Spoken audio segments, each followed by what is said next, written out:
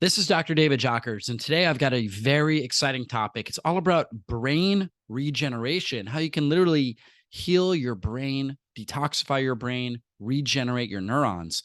And this is really exciting. And so, most scientists for years, they believe that the brain was hardwired. And this is what was taught in medical school. We used to think that after childhood, you cannot repair, regenerate, or replace damaged brain cells.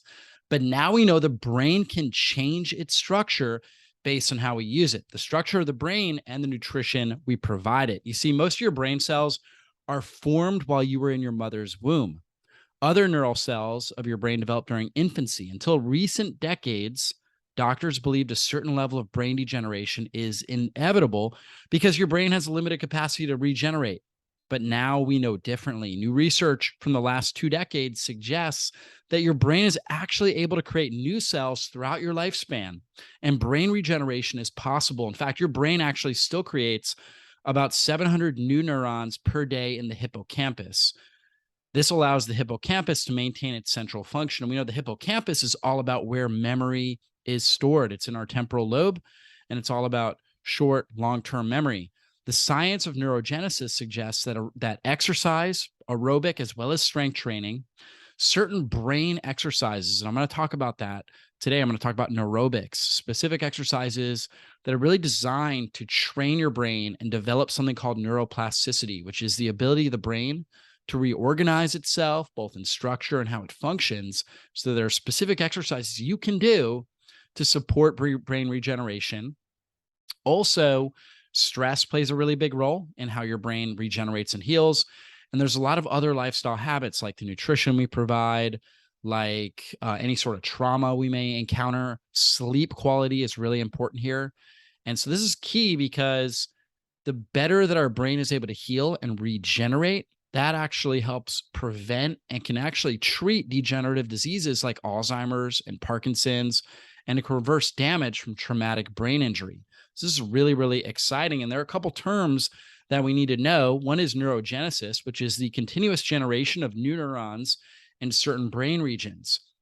New synapses. Synapses are little gaps between the brain cells. We know that new synapses can be really, really healthy. In fact, synapses and your synaptic density, or the amount of these little gaps between neurons, really plays a big role in the connectivity of your brain, the ability of neurons to communicate with a wide variety of other neurons, which enhances creativity, memory recall, cognitive acceleration, your ability to think sharply and quickly. In fact, they did a study on Albert Einstein's brain at Stanford. So after he died, he donated his organs to science. They looked at his brain and they wanted to see what was different about Einstein's brain compared to the average individual that's about the same height, the same brain volume. And what they found was that he had the same amount of neurons, but he had twice as much of these gaps, these synapses between the neurons. And that was credited with giving him better brain connectivity and the ability to think outside the box, to have really sharp and creative thoughts that allowed him to change the world with some of his ideas. And so synapses are really key, creating new synapses, strengthening certain synaptic gaps and certain neural pathways, and weakening others that are not supporting us. There's a principle called use it or you lose it, right? If you're either, when it comes to like muscle memory, for example, you have to either train certain movement patterns, or you're not going to be efficient in those. You're going to lose the strength and you're going to lose the skill in those areas. Well, it's kind of the same thing when it comes to synapses in our brain. We're either using them, like if, for example, if we're doing memory recall exercises, let's say we're trying to memorize biblical scripture, or we're studying for a test, or whatever it is, or we're learning skills for a new job. We're either training certain neural pathways or we're not using those. And then we can obviously, those synapses will weaken. And, we call that synaptoclastic activity, where they actually break down and we get atrophy in those areas and we become weaker in those areas. Now, when it comes to developing healthy neurons, there is a compound called BDNF, brain-derived neurotrophic factor. We're going to talk a lot about that. And that is a protein produced inside your nerve cells that helps your brain communicate and function properly. It protects neurons, encourages their growth, improves their functions, and helps them to survive by protecting them from premature cell death. It also strengthens the signal between neurons by binding to the receptors at the synapses. BDNF is essential for optimal brain function and a key player in brain regeneration. It plays an important role in learning and memory. It regulates various body functions, including eating and drinking. Now, going back to synapses and how kind of this all plays in, remember, synapses are junctions or gaps between neurons that allow communication. Synaptic plasticity, we're going to use this term plasticity, is the change that happens at synapses and affects the quality of the communication between two neurons. Short-term synaptic plasticity is a rapid sub-second change that reverts to normal quickly. Long-term synaptic plasticity, so we get these long-term changes. Plasticity is just basically means changes, that things can change. Again, depending on how well we're taking care of our body, we may have, really strengthened synapses in a certain pathway that helps us remember, certain things for a test. And then once we stop studying that particular subject, we start to lose that memory. And so that's kind of the idea of plasticity, this kind of this change.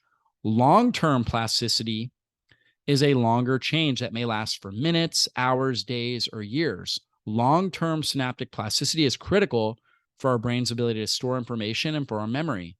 So, the long-term plasticity are things that we're going to remember for a long period of time.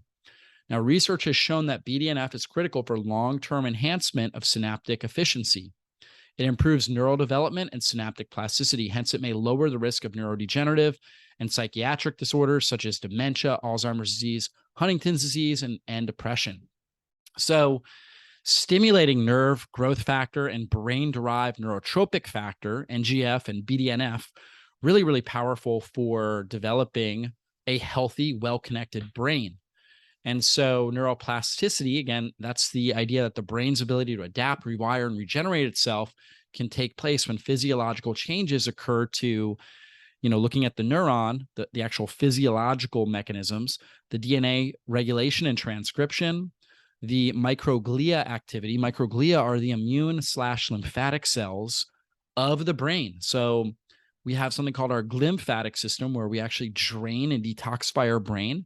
And microglia help get rid of bad proteins. They help break down bad proteins in the brain. For example, things like beta amyloid, which when that accumulates, that actually is toxic for neurons when it accumulates in high amounts and is associated with Alzheimer's disease. You have Lewy bodies that are deformed proteins that when they accumulate, that can lead to things like Parkinson's. So microglia are really important for helping to break down these proteins that damage neurons and reduce our ability to have positive neuroplastic changes. So microglia activity, we need to have that working really, really well and efficiently. Membrane-bound ion channels. So the brain, our nervous system is using electrolytes, and it's basically like an electrical current running through our body.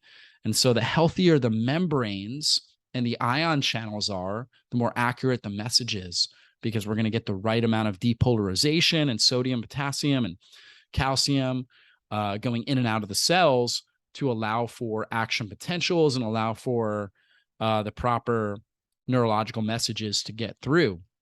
And so when somebody's sick, when they, have had a lot of inflammation, oxidative stress, they can have damaged cell membranes, they can have altered ion channels, and, those need to be fixed before we're going to get positive neuroplasticity to really take hold. Neurotransmitters, we need good neurotransmitter production and sensitivity. If we're not consuming enough amino acids, all of our neurotransmitters have amino acid backbones. Like, for example, we know tryptophan is a precursor to serotonin. We know phenylalanine is a precursor to dopamine. So they're all based around, glutamic acid for glutamate and also for GABA. which are neurotransmitters. So we need to have these amino acids. If we're not breaking down proteins effectively, if we don't have certain nutrients like magnesium, vitamin B6, we're not going to have the proper amount of neurotransmitters. And then we need good sensitivity at the cell membrane. And so that's going to really depend upon cell membrane health, the right amount of hormones, so for a lot of people, if they're, for example, men who are low in testosterone, women who are low in progesterone or estrogen, that can affect neuroplastic changes.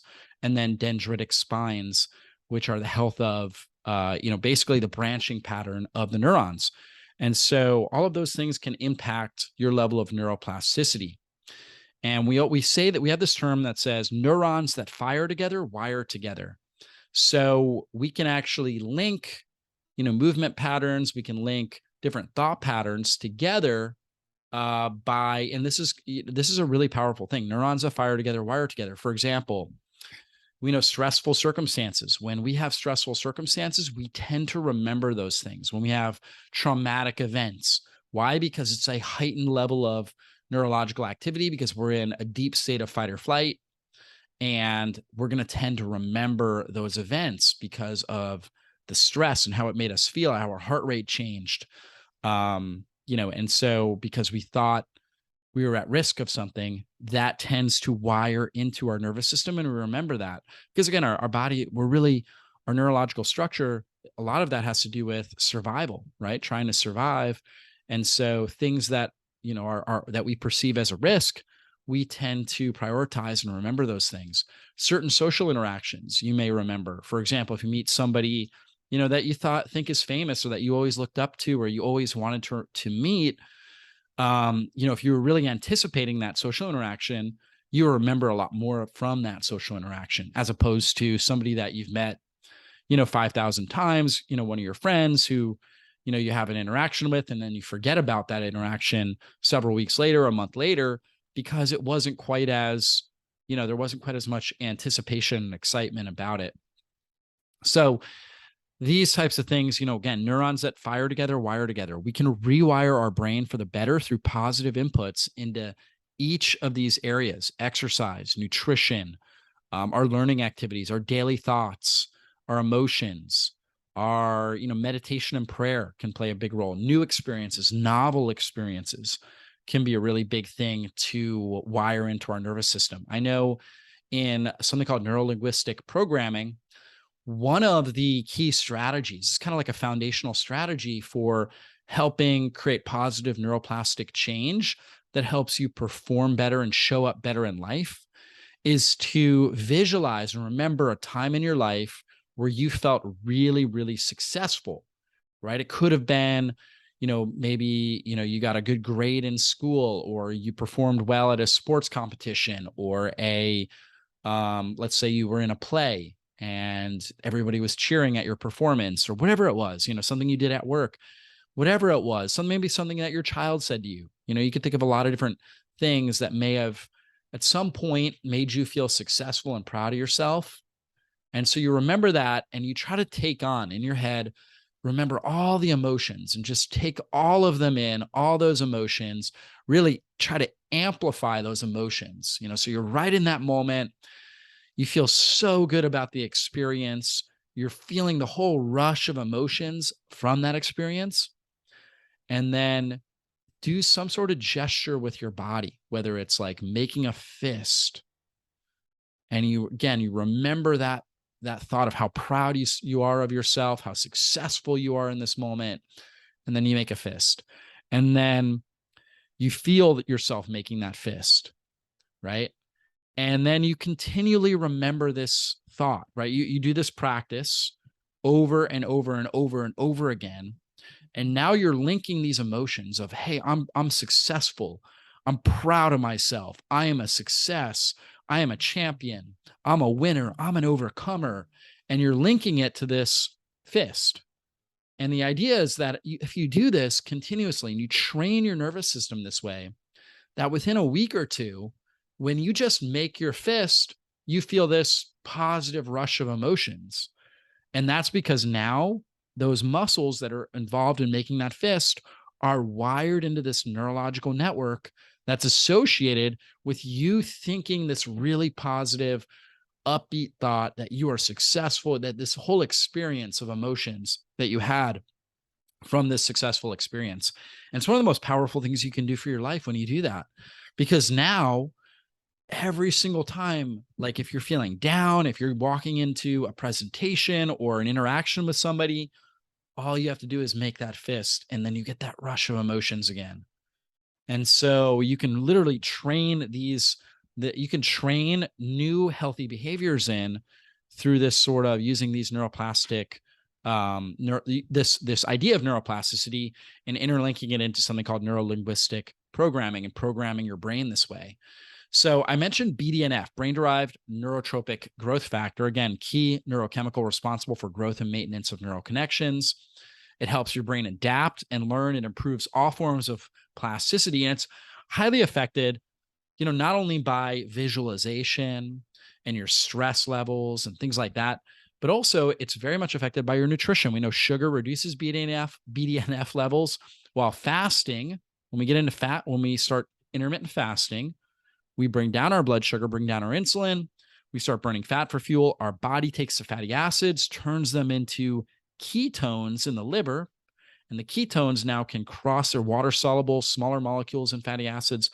They cross the blood brain barrier, get into the brain, and they stimulate the production of BDNF.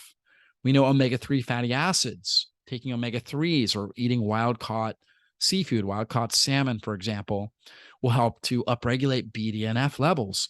We know that good sleep increases BDNF, whereas poor sleep reduces the amount of BDNF you can produce. We know that exercise, movement, and exercise, so just getting out and walking or doing aerobic exercise or strength training improves BDNF levels. And again, we know chronic stress causes an imbalance or a lowering, a reduction in BDNF levels. So we want to keep stress under control. We know blood sugar stability is super critical for healthy brain cells. So BDNF is one of the key compounds, along with nerve growth factor, NGF, for this, for brain regeneration and neuroplasticity. So we know low blood sugar and also high insulin or high blood sugar is going to impair your BDNF levels, your nerve growth factor levels. So the key is when we're eating foods, we want to consume foods that only cause a moderate rise of your blood sugar, and it should be for short term, and a moderate rise of insulin. We don't want anything that's going to cause a rapid rise of blood sugar, a rapid rise of insulin. There should be very little rise in blood sugar and insulin, and then it should be a stabilization effect that happens within, roughly about 2 hours after your meal, where your blood sugar comes back to about normal, about where it was before, or pretty close to that, and your insulin drops down to where it's pretty close to baseline as well after about 2 hours after your meal. Most people are consuming foods that cause massive blood sugar spikes, big insulin releases, and then that insulin may drag the blood sugar down below a certain threshold that then causes hypoglycemic reaction, where your blood sugar goes too low, and now your brain is starving. It doesn't have fuel that it needs. And so we start to see neuronal cell death because we're not getting enough glucose into the cells, and we develop hypoglycemic responses where we have mood issues, where we have irritability, we have nausea oftentimes, cravings, right? The classic kind of hangry feelings that we get when we're hypoglycemic. There's actually a sign that neurons are dying in the brain.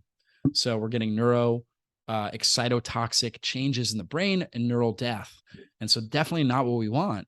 Now, for other people, they're developing insulin resistance, where their body's producing all this insulin, but the body's not responding, and the blood sugar is staying high.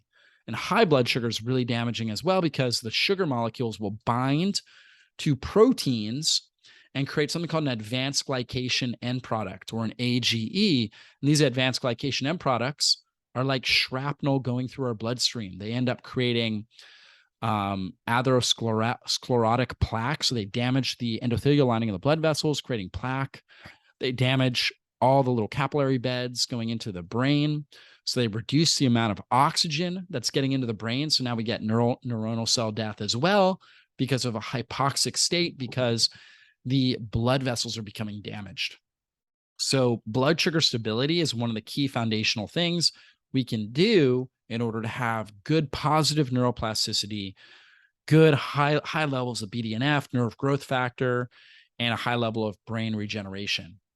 Other things that damage the brain, neurotoxins, things like mercury, lead, fluoride, which we can find in toothpaste, water. They're fluoridating a lot of our water, a lot of dental products, or even getting your teeth fluorinated. I don't recommend that. Fluoride is a neurotoxin. We want to avoid that. Pesticides, really bad for the brain. DDT, different pesticides, herbicides, glyphosate, really problematic for brain health. Aluminum, arsenic, excessive alcohol, illegal, using a lot of prescription drugs, very damaging to the brain. Statin drugs, right? One of the most commonly prescribed medications, extremely damaging for brain cells. And it's going to limit your ability to have brain regeneration if you're taking one of these cholesterol lowering statin drugs. So I definitely don't recommend those. PCBs, polychlorinated biphenyls, aspartame. So aspartame, MSG, monosodium glutamate, a lot of these kind of flavor enhancers, flame retardants. If you're buying new furniture, new cars, you're having flame retardants enter into, that's why you have to off gas a lot of these things, because the chemicals are very neurotoxic. Polycyclic aromatic hydrocarbons, which we find from anytime we're burning something, even barbecue, right? The smoke coming out, it's polycyclic aromatic hydrocarbons, very damaging for the brain. So we want to do our best to reduce our exposure to those. Another issue is a sedentary lifestyle. We know that when we're sitting for long periods of time, it dramatically reduces BDNF levels and leads to reduced concentration levels, forgetfulness, and confusion. So movement is super critical. Movement is like a critical nutrient for the brain. When we move, something called proprioception happens, which is a sensory information process that travels from the muscles that are moving up into our brain. And it's a key stimulus. All brain cells, all nerve cells need regular activation. We need times of sleeping, for example, to detox the brain. But when we're awake, we need activation. And movement is a great way to activate and provide this critical nutrient of proprioception up into the brain. Of course, beyond movement, just getting regular exercise, going out, doing aerobic exercise or strength training is going to improve the ability of the neurons to uptake oxygen. It's going to improve their oxygen extraction and their ability to it's also going to increase the amount of mitochondria within the neurons, make the mitochondria more efficient, better at using oxygen for fuel, burning fat for fuel. It's going to reduce oxidative stress. We're going to increase our endogenous levels of antioxidants when we do regular exercise. So a lot of great benefits to moving and also getting regular exercise. So movement would just be very low intensity, like just walking, right? Just getting up from your desk, going and walking around your house. That's movement. That's not intense unless, you're really, you're really atrophied and you're in really bad physical condition. For most people, it's not intense, not intense enough to create improvements in our oxygen extraction and a huge increase in endogenous antioxidant production. However, it's still good. It's still a really positive thing for the body. Where we're going to get the best benefits, of course, is also adding in exercise, right? Aerobic and or strength training, ideally both, some level of both. If I can only do one, I would do strength training. I would do muscle, weightlifting, body, and just do short rest periods in between sets. And that way you're getting an aerobic benefit.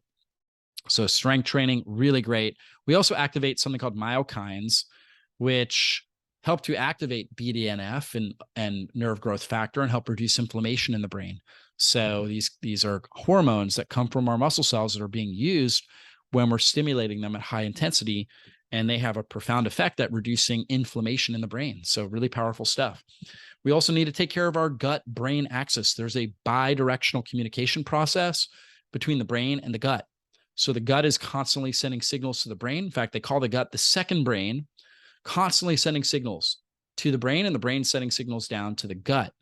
And if we have dysbiosis or bad bacterial balance in the gut, if we have problems in the gut, it's going to end up creating more issues in the brain, where we may have a leaky blood-brain barrier. We call it leaky gut equals leaky brain, where when we have leaky gut and there's damaged inflammation in the gut, and now large undigested proteins, bacteria, yeast, different things like that are getting into the bloodstream.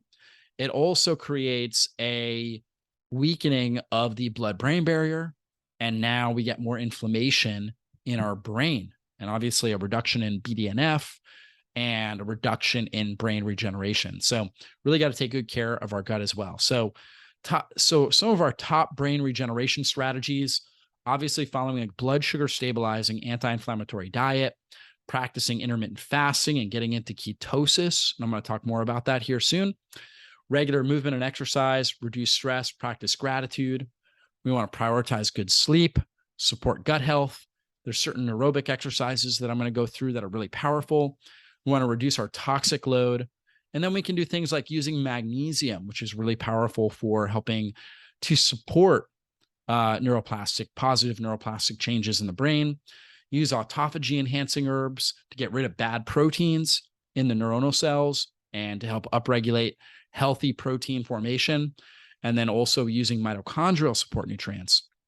So when it comes to diet, one of the first things we can do is get rid of bad fats. Well, I talked earlier about the health of the membranes and the ion channels in the neurons and how the neurons conduct electrical energy. And so a lot of that has to do with the fatty acid makeup of the membranes.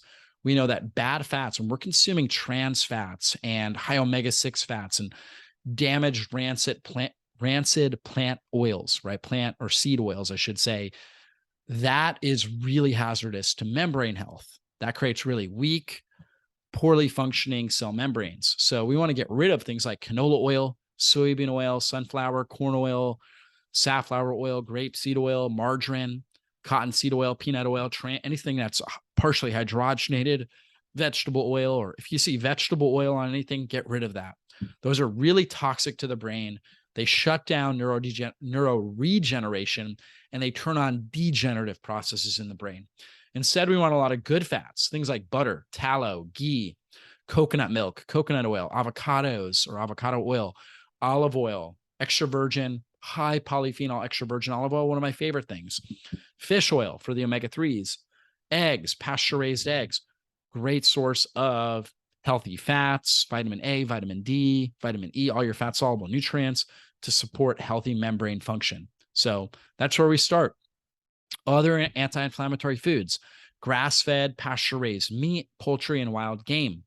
Why grass-fed? Because we know grain-fed is going to have a lot more of the omega-6 fats, and it's also going to have a lot more toxins. They're feeding these animals, unless it's organic, they're typically feeding them pesticide-laden grains. And also a lot of the grains that they're feeding them have mycotoxins on them as well, which are both really toxic to the brain, pesticides and mycotoxins. And so when the cows are able to eat grass, or the animals are able to eat a lot of grass, now they're getting a lot more omega-3s, a lot less toxins, and they are also producing more fat-soluble nutrients as well, and more things like conjugated linoleic acid in the meat, in the dairy. And so we're going to confer a lot of those benefits. Also, greens and wild pasture also has unique adaptogens and unique phytonutrients in it that will also confer into the meat. And we're able to get a lot of those benefits as well. So really powerful stuff there. Lemons, limes, berries, fruit in general is good, but some fruit is a lot higher in sugar, and we want to keep that under control or only eat, minimal amounts of it. And then other fruit is very high in nutrients, lower in sugar. So berries, lemons, limes are good sources there. Now, I enjoy things like apple sometimes, or pineapple or watermelon. I just don't eat a whole lot of it because, again, it's higher in sugar, but it does have good nutrients. Avocados are fantastic for the brain, very blood sugar stabilizing food. And they also have things like magnesium, potassium, folate in them, a lot of key nutrients, lutein, zeaxanthin, these carotenoid antioxidants that are very supportive of brain health. Most of the fat is monounsaturated, which is very healthy for the brain. Also, organic extra virgin olive oil, like I talked about, very rich in things like oleocanthols, as well as hydroxytyrosol, which are powerful polyphenols that have been shown to be very supportive to brain regeneration and really downregulate brain inflammation. So very powerful stuff. Green tea, great thing to be drinking to support brain health. Um, it has catechin antioxidants that are really powerful for supporting the neurons, supporting mitochondrial function, helping reduce oxidative stress. It has L-theanine, which is naturally calming on the brain. So very supportive there. Non-starchy vegetables. So broccoli, cauliflower, um, kale, spinach. You got things like celery, cucumbers, all can be really, really healthy here. Herbs like turmeric and ginger, which have powerful compounds that support autophagy, brain. So the breakdown of bad proteins in the neurons, and also reducing oxidative stress and inflammation in the neurons, and supporting stem cell production. Right. In fact, there's a compound in turmeric called Tumerone, which has been shown to help support neuronal stem cell production, which actually can heal. It's like in young embryonic cells in the brain, right? So getting rid of the senescent or old decaying cells and adding in new, young, healthy, stress resilient cells is super powerful. Some of these herbs really help with that. We know wild caught fish or seafood can be really healthy. So like wild caught salmon has astaxanthin in it, which is a powerful antioxidant that supports neurons. It's also got omega-3 fatty acids, the long chain omega-3s, EPA and DHA, which are incredibly powerful for cell membrane health. So you get the right amount of, the right ions moving in and out of the neurons to help form proper neuroplastic changes in the brain. So really powerful stuff. A lot of herbs, basil, oregano, thyme, rosemary, garlic, onions, chives, all great. Coconut oil, coconut fats in general, the MCTs in there, really great for brain health and reducing inflammation in the brain. Fermented vegetables can be really, really powerful as well. They've got probiotics, enzymes, organic acids, butyric acid, for example, which helps reduce inflammation in the brain. So some powerful stuff there. A lot of really good things. Obviously, the things we want to avoid are going to be your refined grains, whole grains, just grains in general. You want to get rid of all of our deep fried foods, your French fries, your pretzels, your donuts, bakery stuff, all that kind of stuff. You guys know the stuff we need to get rid of. Fast food, commercial salad dressings. A lot of them have corn oil, soybean oil, cottonseed oil, peanut oil. We want to make sure we're getting rid of all of that. Trans fats, margarine. So we got to get rid of those things. Now, intermittent fasting. Plato has this great quote. He says, "I fast for greater physical and mental efficiency." Intermittent fasting is powerful. When we take time between meals, it tells our body that we need to become more efficient. So we start to break down fat and use it for energy rather than relying on sugar in our muscles, as well as in our bloodstream and in our liver. So we actually start to dig into our own body fat and use it for energy. Now, when it comes to our brain actually can't use long chain fatty acids for fuel.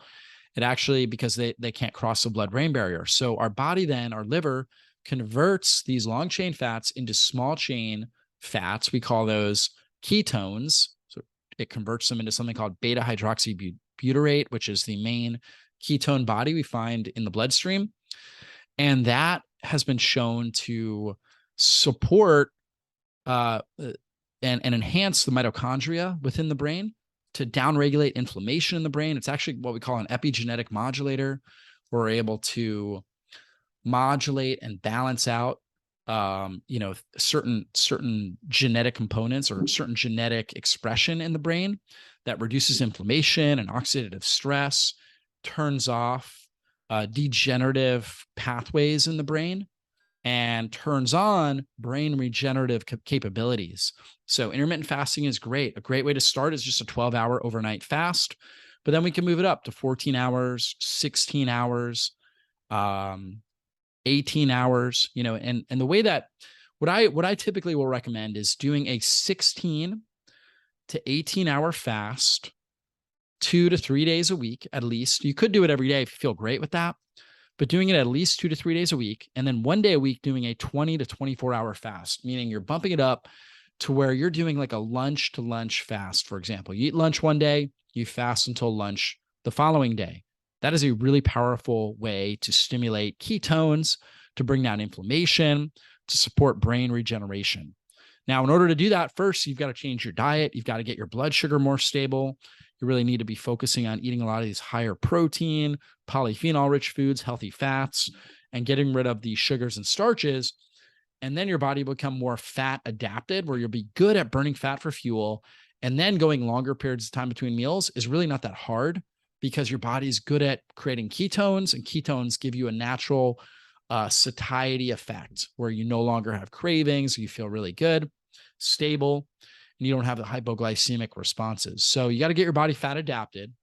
While you're doing that, you could do a 12-hour overnight fast and eat 3 or 4 meals a day in a 12-hour time period, let's say from 7 a.m. to 7 p.m.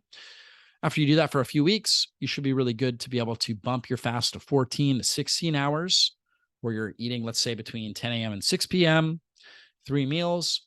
And then from there, you may even be able to experiment, go at 18 hours from, let's say, eat your meals between 12 p.m. and 6 p.m. Or like me, I usually eat between 1 and 7. And I usually do 2 meals in that time span. Sometimes I'll have like a third one that's a little bit smaller in between if I did like a really intense workout. But you may just be able to do 2 or 3 meals in that kind of 6-hour eating window. And then from there, you can experiment with doing just 1 meal and then fasting, through the night, and then fasting all the way till whenever that 1 meal was, whether it's a dinner to dinner fast, breakfast to breakfast, or lunch to lunch, depending on the time of day that works best for you. And that is a incredibly powerful stimulator of brain regeneration. So highly recommend it. Get a huge boost in brain-derived neurotrophic factor. You get a huge boost in autophagy, where your brain, the neurons are able to break down these old damaged senescent cells and damaged proteins within the cell and clean it up and detoxify and recycle the proteins and create new healthy mitochondria. And we know that ketones, when we're able to get fat adapted and use ketones as a fuel source, we produce less free radicals. And so they're a really clean energy source for our brain. And they also cause something called mitochondrial uncoupling, where our body becomes basically, it's able to waste certain amounts of energy, and we actually increase mitochondrial efficiency, and we increase the amount of mitochondria within the cell. So we get mitochondrial biogenesis effects. And the more healthy mitochondria you have within your cell, the healthier your cell is going to be. That's what produces all the energy. So we want as much healthy mitochondria within our cells as possible. Neurons have more mitochondria within our neurons than we have in almost all cells of our body outside of our reproductive organs, our testes and ovaries. And so your average neuron has roughly about 10,000 mitochondria per cell. So really, really dense with mitochondria. We want those to be as healthy as possible. So again, I mentioned movement. Movement is so critical, getting out and just walking, moving around. Not only is it great for BDNF, but it also improves circulation. So it brings more oxygen into the brain, stimulates lymphatic drainage, very good for glymphatic function and getting rid of the older damaged proteins in the brain, enhances oxygenation in the brain, reduces stress and tension in the body, improves mood and happiness, will actually help improve serotonin production and sensitivity in your brain, dopamine production and sensitivity, GABA production and sensitivity, so you can have calmness, feel really good, control of yourself, and feel happy. It improves mental clarity and memory as well. So getting out and moving regularly, and then also adding in exercise where you're doing either aerobic or strength training, or ideally a little bit of both. And in particular, definitely doing some sort of strength training where you're working on building lean body tissue. So powerful for your body. Being in a state of gratitude being in a grateful state is so powerful for neuroplasticity. And the more grateful that you can be, you will just notice that you have better quality of life in all areas, and that you're just a lot healthier because you are putting out more endorphins, more positive serotonin, dopamine. You're getting better neurotransmitter sensitivity, and you're also releasing more oxytocin, which helps to balance out the negative effects of cortisol. And too much cortisol, too much norepinephrine, the stress hormones. It helps balance that out, and it helps stimulate brain cell regeneration. So when you're grateful, you get more oxytocin, you get more endorphin release, which again, cancel out the negative effects of stress that all of us experience at times in life. So gratefulness is so powerful for your body.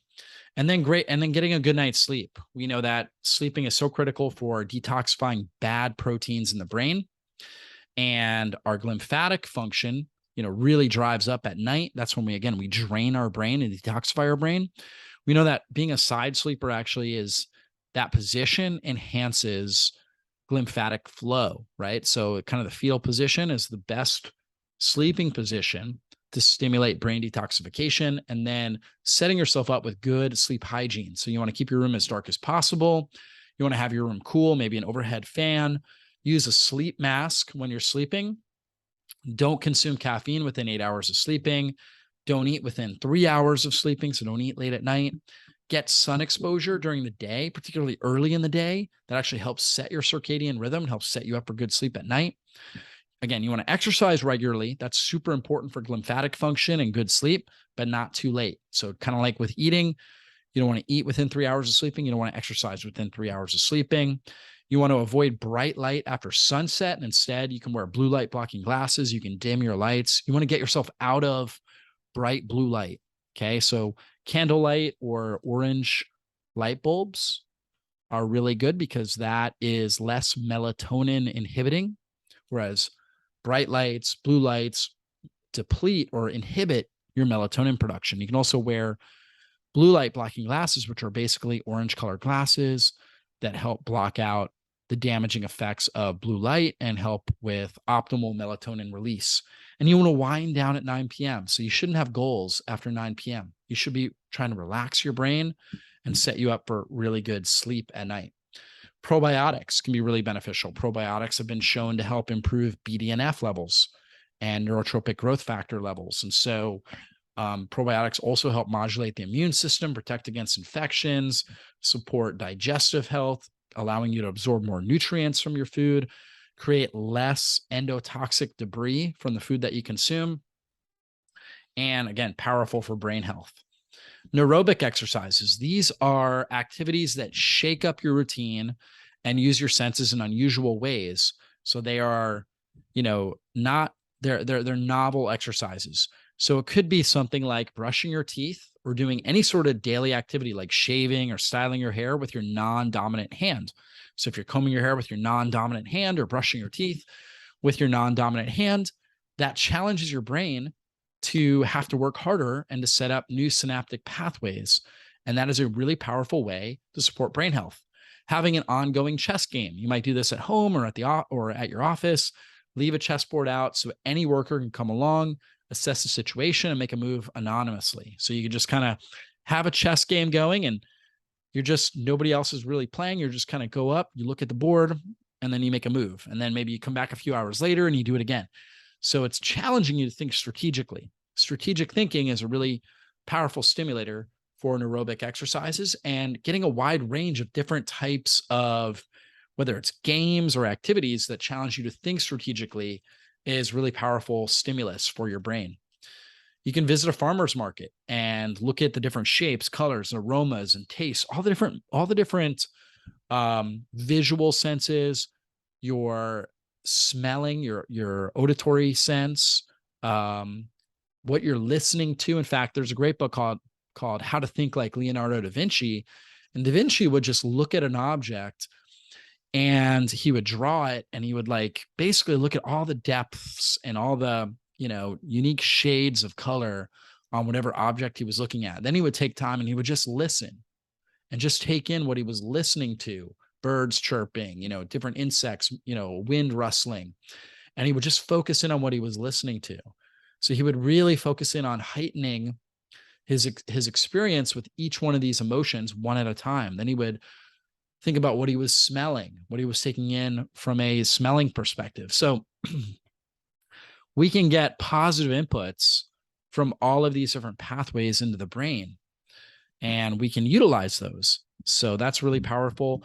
We can also do things like, if we walk the same path every day, we could take a new path. If we drive the same route to work, or to drop our kids off every day, we can take a different route and it will actually challenge and shape our brain in a new pathway. And that's called neurobics. We can also do things like, for example, balance exercises, so just standing on one leg, doing things on one leg, can be a really powerful stimulus for neuroplasticity. Also, cross crawl movements, when we're going like right from our right hand, taking our right hand, touching our left knee, right, bringing our knee up and touching it, left hand touching our left knee. So that kind of crawl motion, when babies are doing that, they're actually stimulating the production of a lot of different synapses and creating better connectivity in their brain. So they're actually maturing their brain as they crawl.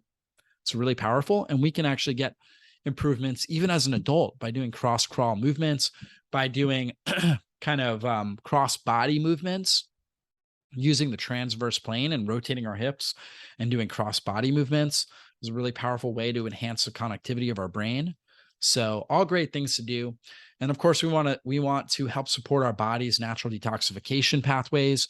So toxins enter through our lungs, through the air we breathe, through what we put on our skin or what is exposed to our skin, and through our digestive system. Then our liver is our primary detoxifying organ. It helps deactivate and prepare toxins for the removal from our body. So a lot of people think we store toxins in our liver. We shouldn't, right? We don't, unless we have problems with our liver and we start developing fatty liver, and then we'll store toxins in the fat that's on our liver. However, if the liver is functioning well, we keep our blood sugar stable, our insulin levels stable, following the kind of practices I've already talked about, then the liver is able to deactivate toxins and then send them out through our skin, through sweating, send them out through our urine, send them out through our colon, through excretion, and then through the air we breathe, through our lungs. That's how we get rid of toxins. And so we want to make sure that all those pathways are working really, really well. And there's things you can do: dry brushing, hydrating your body really, really well. Infrared sauna can be powerful.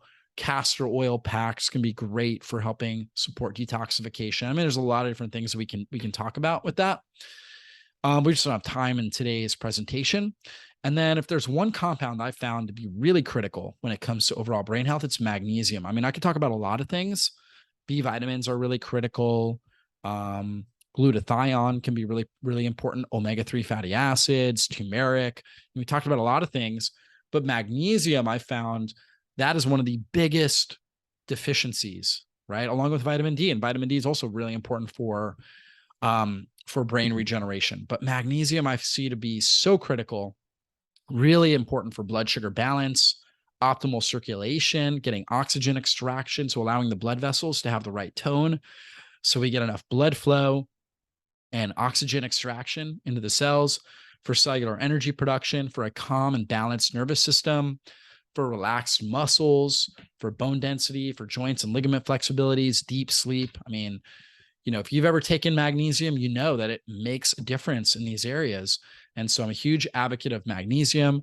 And the RDA for magnesium for adults is usually between 300 to 420 milligrams daily.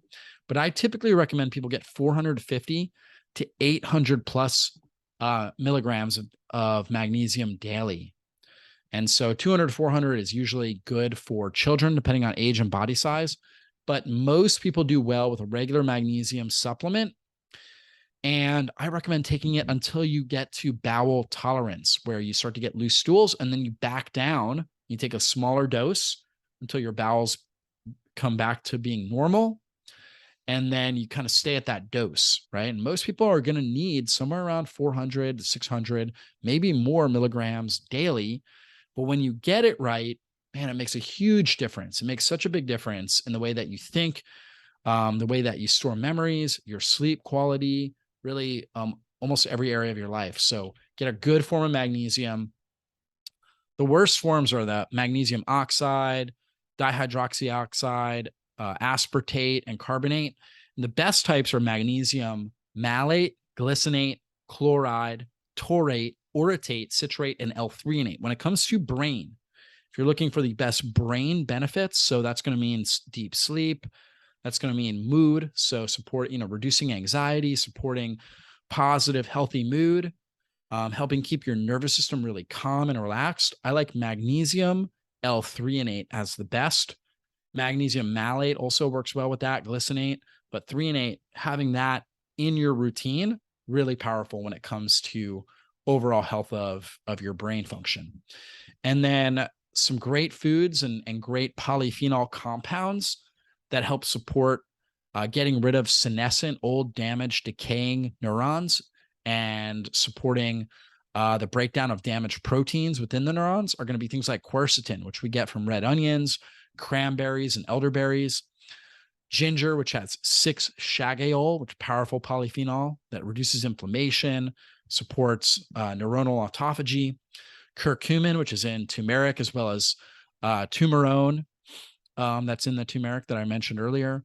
Resveratrol, which we find in things like blueberries, grapes, red wine, only the red wine, only in small moderation, and ideally from like a dry farm where you get high amounts of polyphenols, lower sugar content. So I like dry farms wine, but not drinking it too often. Maybe once or twice a week, like a cup once or twice a week. EGCG, which we find in green tea, oolong tea, dark chocolate. That's the catechin antioxidants. This is where dark chocolate can be really helpful. It's rich in these catechins. Green tea has them as well. Citrus bergamot, which we find in Earl Grey tea, as well as bergamot orange, can be really helpful. And then carnosinic acid, which we find in oregano, sage, and rosemary. So getting those Mediterranean herbs into your diet, really powerful. Now, a bonus stimulus could be something like hyperbaric oxygen, especially if you're really dealing with a lot of brain degenerative symptoms. If you have, early phase, mild cognitive decline, I would definitely recommend going to a center or even renting or buying a hyperbaric oxygen chamber that you can use, which helps push. So you've got an oxygen mask on that's pumping in 100% oxygen. And then it's taking you almost like you're going underwater, creating this pressure change that allows all this oxygen to diffuse into the plasma. And it's able to actually cross right into the cells. So you're able to flood your cells with oxygen, which powerfully reduces inflammation, free radical damage in all the tissues of your body. It allows everything to heal faster. I have a lot of people use this after surgery to help heal faster, for example, but really powerful for your brain. So great brain benefits that come from this, and can be really, really powerful strategy for brain regeneration. So hopefully, I know we went through a lot today. Hopefully you guys got a lot out of this training. Would love to hear your feedback. This is a really powerful topic, something obviously I'm super excited about. And you can learn more. I've got a very well-detailed article on all of this with scientific studies and everything you need. Just go to drjockers.com, look up brain regeneration for that. Thanks so much, and everybody be blessed.